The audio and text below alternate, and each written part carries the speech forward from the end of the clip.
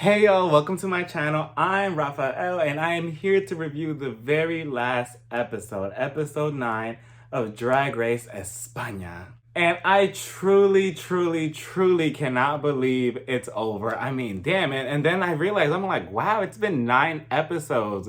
It feels like it's been going on for months and it flew by just like that. It's so heartbreaking to me because to me personally, this was the best Drag Race spinoff or a Drag Race season in forever. I mean, I don't know when I was so emotionally involved into each episode, into all of the queens, into every little challenge, to every little lip sync. Like, I was so invested into everything. And to see it finally end, it's bittersweet, especially with the amazing, iconic ending that this episode was. I mean, that was just literally the cherry and sprinkles on top of this beautiful ice cream that Drag Race España has given us. And I just want to say thank you to everybody who has watched all of my reviews, who have commented, who have subscribed, who has watched the entire season with me and enjoyed this ride because it was really fun to review the show and to get to know all the queens individually. I mean, honestly, I would not be mad if there was a season 2 with the same cast.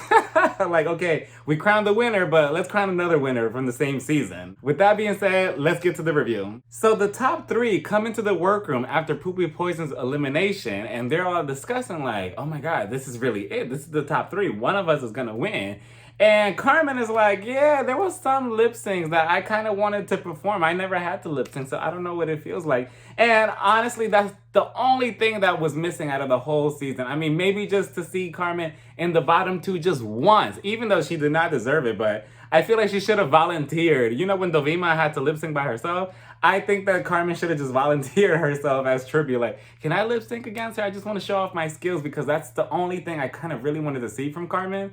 She's the total package, but that was the only thing that I really was missing from her. But we got it at the end of this episode, so that's why I was like, if that's what you brought, I could only imagine what she would have brought with all the other songs in this season. And Carmen also says that Killer Queen, yeah, she deserves to be in the top 3 because she's a complete queen. You know, she also has the full package in a way. And Sagittaria, on the other hand, she's just like, I mean, she's blonde. That's it. And it seems that she really doesn't see it for Sagittaria. She only sees kind of like Killer Queen versus Carmen. And I mean, honestly, that's the way I was looking at this episode too. I'm like, it's either going to be Killer Queen or Carmen. And Sagittaria is there. She's beautiful. And I kind of see how she got to the top 3, but visually in my eyes, it was just between both of them. So then the top 3 come into the workroom the next day, and they're all discussing like, oh, so what did you think about me, the first impression? What was it? So Sagittaria says that, you know, her relationship with Killer Queen was already cool. She knew she was going to be cool with Killer Queen, and with Carmen, you know, she thought she was going to be also cool, and then Carmen kind of throws some shade and is like, yeah, I saw things before the show, and I just thought you were this big, grand model, and this tall, you know, model person, and you got here and I got here and you're kind of small and you're down there and stuff. So then we get an announcement on the TV, and of course it's nobody else but soy yo, Valentina. And Valentina tells them that the main challenge, the very last challenge, is gonna be a lip sync to RuPaul's song You Wear It Well. And so the spin on here is that the challenge is technically that they have to lip sync in English. So I'm like, wow, so this is an interesting take, because what if, you know, none of them knew English and everything? So then how will that work? Like, you can't just, you know, memorize the lyrics right away. So then Supreme comes in and he's wearing this beautiful suit. I mean, that is something that you wear in Vegas to get lucky or something, because it has 7s all over. I love the color. Supreme, I just need all your suits in my closet ASAP. And he goes over the prize of the entire show, and he also sponsors the whole phone thing. I'm like, wow, y'all are really not letting go of the Samsung phone situation. But, you know, get your coin. So then he tells them, like, what's the challenge? And he's like, you're gonna have to lip sync to You Wear It Well in a perfect English. How are you gonna expect that from queens who English isn't really their first language? And it's just like, okay, you need to learn it now or else you're gonna not win the crown. Like that is just such a dirty move. I get it, but it's such a dirty move. So then the 3 queens sit at the table and Killer Queen is like, yeah, I have no issue with the English. I mean, it's just like, okay, why? And Sagittaria is like, yeah, all my performances are in English, so I have no issue either. And then we're looking at Carmen, and Carmen is just like, Hi, I'm Carmen. Like, yeah, Carmen she's just like scared. She's like, yeah, these lyrics are, a little stupid, aren't they? And I'm like, alert, alert, alert. I'm like, RuPaul, with the time change, RuPaul was somewhere in the United States, like sleeping and everything. And as soon as he heard Carmen from somewhere in his brain, like, wait a minute, did somebody talk shit about my lyrics? Must destroy her. RuPaul woke up out of his sleep and was just shook. And it was like, was somebody talking shit about my lyrics? I feel like somebody was talking shit about my lyrics. He probably called Ross Matthews to complain. So then each queen has their own one-on-one time with Supreme, and Killer Queen is up first, and Killer Queen tells him that this is the origin of Killer Queen, like where he started from, how it happened, like how she was born. And eventually that people were looking at her weird and was like, I don't think you should really be hanging around children, especially, you're doing drag and it's kind of strange and suspicious. You know how people love forcing that shit down people's throat, like, oh yeah, the children, you need to look out for the children. But, they turn a blind eye to everything else in their home. Like, oh no, they can watch my abuse. They can watch me cheating on my wife and stuff. Oh, but drag queens and gay people is where I draw the line. People kill me with these excuses of the children. Like, stop putting children in front of your homophobia and stupidity. Because of that and some of the relationships falling out, she managed to find new relationships and new way to explore her drag and, a different type of lifestyle instead of this one where she was kind of being cornered into like leaving. So that's what obviously got her onto Drag Race. So, Killer Queen, everything works out the way it has to be, because who knows, if you would have continued on that path, we probably wouldn't have seen your greatness on this show. And then we get Carmen, and Carmen, I was shocked to find out that Carmen has no experience with the whole sewing or anything. She never took classes or anything. Her parents bought her a sewing machine, and that was it. Like, she just kept learning on her own. I'm like, what? So that's the mystery? Like, so are you telling me, Carmen, that all I have to do is just go to the store, buy a sewing machine, and just continue practicing? Like, I want to make an outfit. But Carmen lets us know that she was always happy as a child, regardless of her parents' situation, the work hours, the money, everything. Like, she was always happy, and her parents always made her feel like, he was special. And then we get to Sagittaria, and Sagittaria's origin story was very interesting because I was completely unaware of it.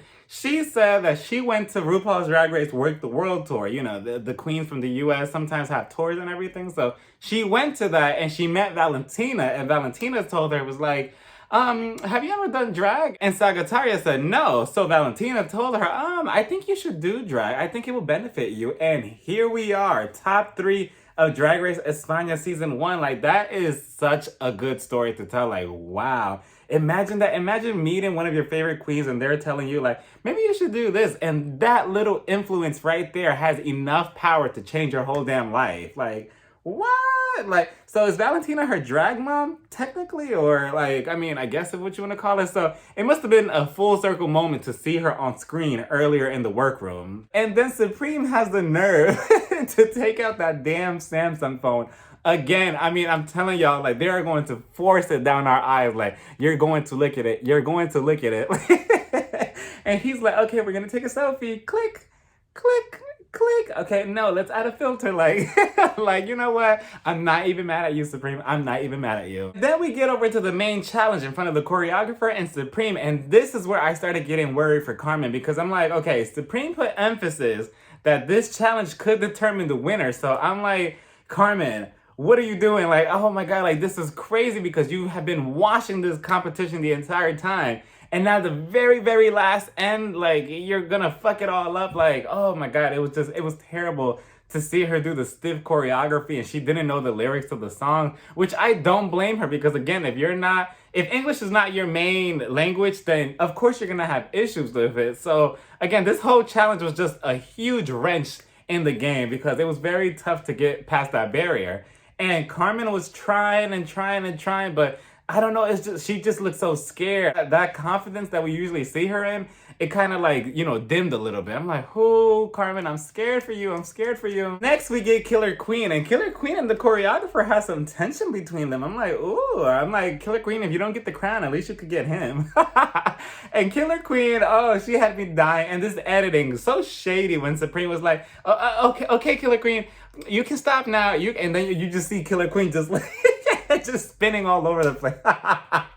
But Killer Queen did the best out of the three. Killer Queen had a lot of energy. She knew the words, everything with her lips. She was saying it perfectly. And the choreography was good. I mean, at first it was a little bit too much and she was just, just all doing this and spinning around and dipping and everything. But the choreographer got her together and was like, okay, we're going to do it this way. You need to relax your energy a bit. And then once he told her that, then she, kind of maintained it a little bit lower. And that's when we got to see the performance in a much cleaner state. So I'm thinking, oh, Killer Queen is going to win the crown. Like, they are going to snatch that crown away from Carmen based on this challenge alone. It was just a very eye-opening moment that anything could throw off the competition and that crown could be right at your hands and boom, they'll snatch it away from you. Then Sagittaria comes out and she actually danced well. Her lip sync was good. The choreographer's only issue was that her moves had to be just a little bit sharper and on point. But once she got that under wraps, she got it together and hers was actually good. Hers came in second place to Killer Queen and then Carmen being in third with Killer Queen being on top. I'm like, ooh, Carmen, this is not looking good for you. And then it's finally crowning day. And oh, when I tell y'all, when we got to this point, I was on pins and needles. I'm like, Carmen is really about to lose. Like Killer Queen is really about to take the crown. I mean, I kind of saw it. It just looked that way. And all three of them start screaming, growling, and getting up on tables and just, they're really excited. And it reminded me of that scene in the movie Mean Girls where they're in the cafeteria and Lindsay Lohan character, she lashes over the table to attack and everybody starts going crazy. So then Killer Queen is like, okay, let's talk about the first impressions that we have now. I know we talked about it when we first met, but let's talk about what we think about each other now. So she tells them that Sagittaria is a very determined person and that Carmen, she could learn a lot from her. She's very useful and very helpful. Sagittaria tells them that Killer Queen is a very hardworking queen, very nice, very helpful. She helps everybody else, but she didn't say anything about Carmen. Then we get to Carmen's opinion about Sagittaria, and she's just kind of like, I don't really know who you are. I mean, you're really just focused on Drag Race and this competition.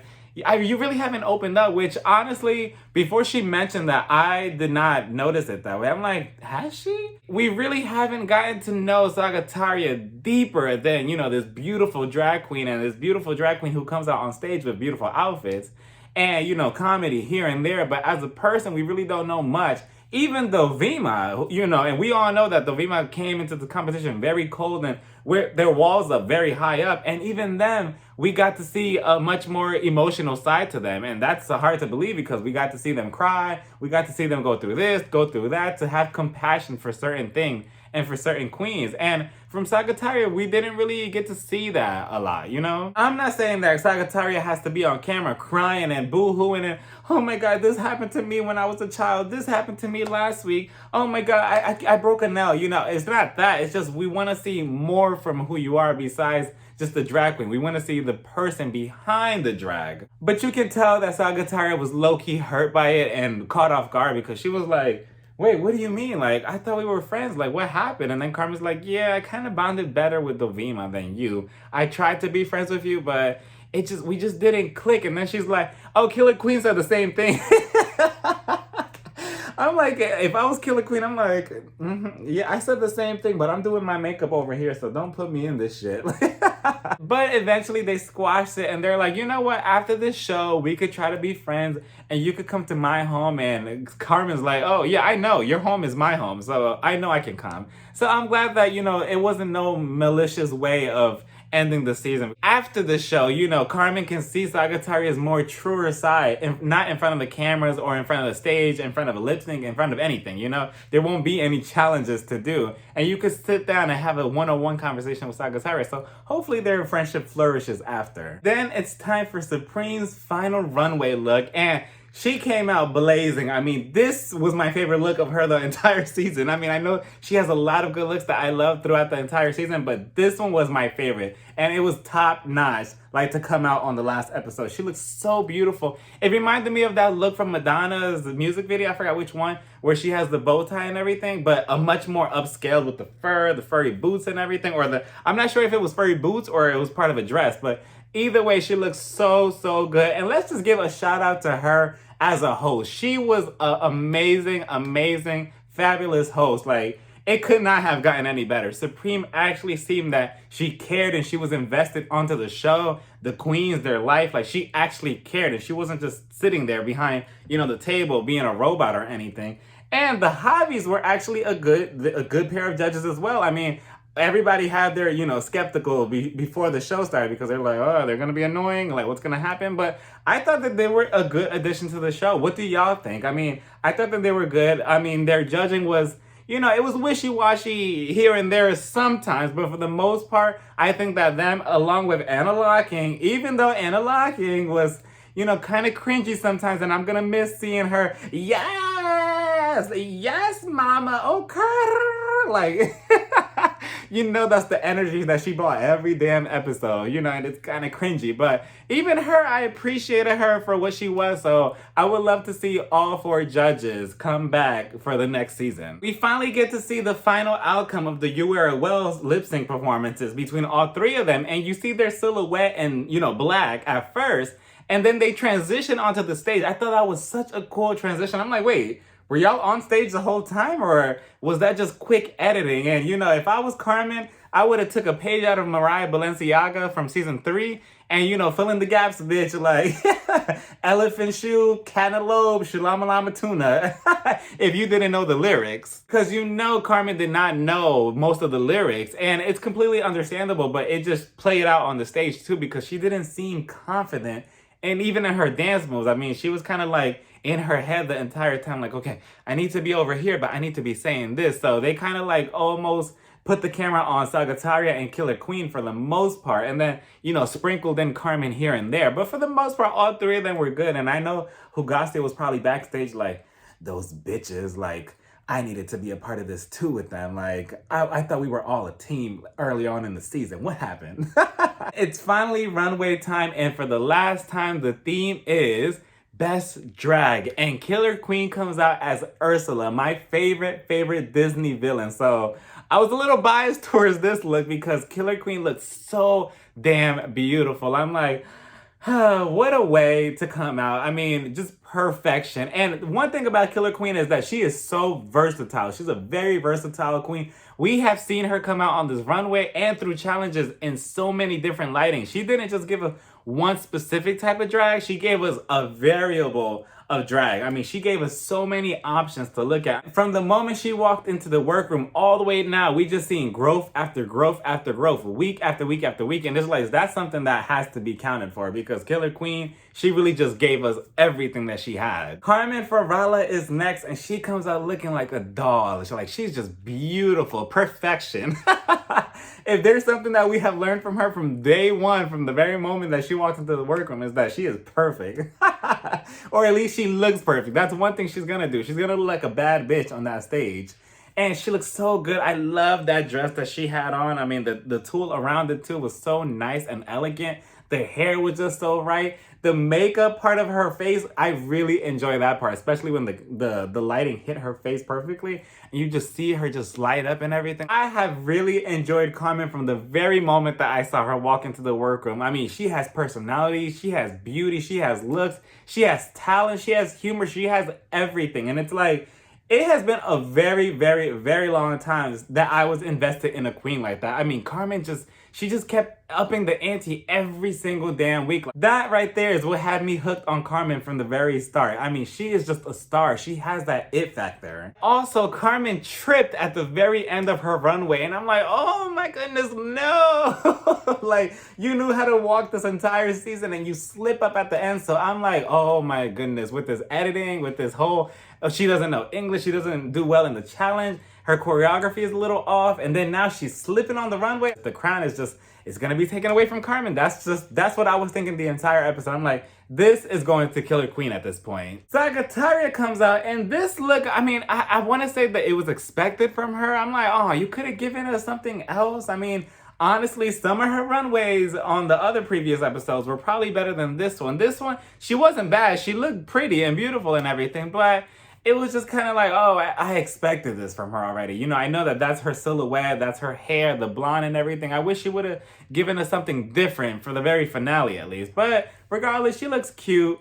And Sagittaria was also nice to see her throughout the competition. I did not know, especially during the Snatch Game episodes, where I really found out that she really had a comedic side to her. I wish we could have gotten a little deeper look on her, but I know that we will hopefully in the future if she comes back for All-Stars, which I hope it happens. For being such a young age, that to be that polished, I know if she would come back in the future for All-Stars, for example, like I know she will kill it. She will be even much more polished, and she'll probably even show us a lot much more of her, you know, because right now she's young, her guard is up, you know, she's still experiencing certain things, and I feel like if we get to see her again in the future, we'll see much more of who she really is behind the drag, and that's what I want to see. And then Supreme surprises us, and she says, "Bring back my girls." All of them. And I'm like, oh my god, so we're gonna see everybody's final outfit. And honestly, that's a tradition that should continue on moving forward in any drag race, in any franchise, including All-Stars, because I want to see what the queens paid so much money to wear to the finale on the runway. So at least give them the runway. You know, they're already not gonna get the crown, so might as well show off the outfit. So the Macarena is first, and I was so excited to see her again. She came out like a fucking Power Ranger. I'm like, what? Like, the Macarena is wearing this? Like, she looks so good. I love looking at the detail to everything. The makeup. She looked like a badass drag robot, and I really enjoy the look. I mean, I think that she was going for Power Ranger, right? Unless the reference is something else. But either way, the Macarena looks so good, and I would have loved to see what else she had in store for us for the rest of the runway. Drag Volcano is another one I would have loved to see on the runway. I mean, damn, she just came ready for a fucking carnival festival. Especially with the huge ass feathers, the sparkly outfit, the sparkly, you know, iconic boots that she loves to wear, the stilts. And it just, she looks so, so good. I'm like, oh, it was so nice to see Drag Volcano because she was definitely eliminated wrong on that episode. But regardless, Drag Volcano looks like a beautiful, perfect statue that I would love to have on a table. I mean, damn. She could just stand there in her stilts and we'll just admire her beauty. Like, she looked that good. And then Inti comes out, and Inti looks so pretty, and I'm so glad that there's no bad blood between them and the show, you know, the way they left on the show and everything, and that they could come back and show the final runway. And I was scared for them, though, because the shoes were a little bit too tall, and you could see the cliffhangers, and I'm like, all it takes is one fucking wrong move, and boom, your ankle is gone. Then we get Arancha, and they have an homage to Ghostface from one of my favorite horror movies, Scream. So this one I was a little biased because I'm like, wait a minute, this is your best drag? This latex black hoodie outfit dress thing that you have going on with the mask on a stick? I'm like, I don't know, but I love Ghostface, and that's the thing that tricks me off. I'm like, okay, I love the reference, so Arancha, I do like this outfit because of that. So Arancha, this is very cute, and I love the reference of the mask and the Ghostface. I mean, for Halloween, can I borrow that? And then speaking of art and statue, we got Hugastio coming out. And of course they come out in the traditional red, blue, and yellow colors that they like to wear. And Hugastio looks so damn good, but that's a given, I mean.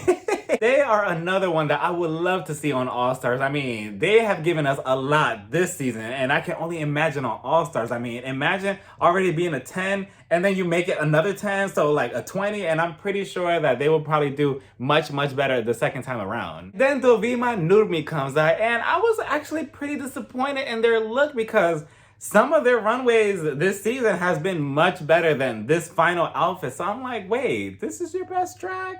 I like the wig, but I wasn't really too fond of the dress. You know, it was pretty simple. It was just like, oh, okay. And then the boa around her was just pretty random. So this look was okay. It wasn't my favorite. And then we get Superwoman. We get Poopy Poison. Poopy Poison looks so fucking badass. I mean, oh my goodness, when she came out with the wings, I'm like, wow, Victoria's Secret could never. This has been the best that Poopy Poison has looked the entire show. I mean, Poopy Poison's look really looks so good. I mean, whoo, Wonder Woman could only wish to look this good. Then Supreme announces that there's gonna be a final lip sync between Carmen, Killer Queen, and Sagittaria, and I'm thinking, uh-oh, let's see what's gonna happen. And then the lip sync song just happens to be La Gata Bajo la Lluvia by Rocío Dúrcal, and I'm thinking, oh my goodness, what is gonna happen? That is one of my favorite songs, and as soon as it starts off with drama. I mean, they are giving you face, they are giving you everything. They are giving you dramatics. They are giving you theater. Like, all three queens killed it. I got goosebumps, y'all. Like, I'm not even joking. Like, it has been forever since I felt any type of crazy emotion like that. I'm thinking, why am I getting this shiver down my body? Like, I had goosebumps. I got so teary-eyed and emotional. I was like, control yourself, relax. I was like on the verge of crying. That's how good the lip sync was. Tú te vas y yo me quedo aquí. Like, they were just bringing everything to this lip sync. I mean, and I was just watching and like, relax, relax, relax. I had to keep on like just wiping my eyes away. I'm like, relax, it's just a lip sync. It's gonna be okay. We're gonna find out who the winner is. And then Carmen this is where she pulled a Sasha Velour, because I'm pretty sure that the crown was going to Killer Queen, but they could not crown her after Carmen took off her wig and she had another wig underneath that, a wet one at that, you know, to represent the gata under the lluvia. Like, it went so well with the song. And it was just all down her face and down her back. She just kept lip syncing and just giving us everything. And then her dress was kind of off her shoulders. So everything about Carmen's performance was just perfection. And for a second, I thought it was actually raining on stage. I'm like, wait a minute, is it just my eyes playing tricks on me? I'm like, is it really raining or is it just her hair that's really wet? And this just goes to show that you don't need crazy stunts or dips or splits or anything to win a lip sync. This is how a drag finale is done right. The song was just so emotional and so powerful, and each queen delivered the performance really well. I believed everything that they were saying. And did y'all notice that Drag Volcano was in the back lip sync and go? I'm like, look at you, Drag Volcano. Just come on stage. Just perform with them as well. I literally watched this performance probably like 100 times now. I have had the song on replay nonstop. The lip sync, I keep rewinding the entire thing. I mean, that's how invested I was into the lip sync, into the performance. And I love that the hobbies, they were like, you know what, fuck this. We don't need to finish the lip sync. Anyway, we're gonna write who we won. Here you go, Supreme. Supreme was like, okay, give me that. Let me go collect my shit. I'm going backstage to go get the crown because we already know who won. And I love that the judges are just so themselves and they were just screaming and applauding. They don't keep themselves like they're like, oh yeah, that was good. Good job, everybody. You know, no, they're like going crazy. They're going wild. They're screaming. They're getting up out their seat and applauding that's what I love about this. Like, it's just so much more realer. So then Supreme goes to use the bathroom to get her makeup done, to get her hair fluffed up, and she goes get the crown as the lip sync is finishing. And then she comes out after it's done. And I'm thinking, okay, who are they going to give it to? Who are they? Even though I'm Team Carmen, I was still nervous. I'm like, who is this going to go to? And then she announces that Drag Race España Season 1's first winner is Carmen Farala. And I'm telling y'all, I almost cried. I mean, I did cry a little bit, but I had to control myself because I'm like, okay, relax, it's just a TV show. But I think I was just very invested in all the queens, all of them. And this top 3 was really, really good. I was really invested in Carmen's story throughout the entire show. And Supreme, again, just a good judge. And it was just very, very emotional, y'all. Like, I was so happy that Carmen won, and she was well-deserved of the crown. The crown, by the way, was very beautiful. I think it was like, it had like red diamonds and blue jewels to it, like, you know, the Drag Race España logo colors. I thought that was really cute, but but what I thought was a little, you know, crazy was that she gave her the crown, was like, okay, here you go, you have to hold it on your head. Like, Carmen was just like, thank y'all so much for everything. She just had to awkwardly hold it. I wish that they could, you know, make the crown fit a little bit better or something, or pin it down, you know, be prepared for that, because I'm glad that they chose to give the crown instead of the scepter, because that's all they do now. They just give you the scepter and that's it. But I'm glad that we got to actually see her wear the crown. But I wish for future, you know, pin it down or something, you know, hot glue that shit on. But that was that, y'all. Carmen is the first winner of Drag Race España, and I hope we get many, many, many more seasons. I hope they're filming season 2 right now, because I want it by next Friday. Like, this was probably my favorite Drag Race spinoff. Drag Race all together. Like, this was probably one of my favorite seasons. Like, definitely top 3 because it gave us everything. It gave us lip sync, it gave us fashion, it gave us queen. The challenges were good. Everything about it was amazing, including the finale song, the lip sync, the wig reveal. I mean, what more can you want? Everything about it was so great, and I truly enjoyed watching the entire thing. What did y'all think about this season? What did y'all think about this lip sync? What did y'all think about Carmen being the first winner? I mean, did she deserve it?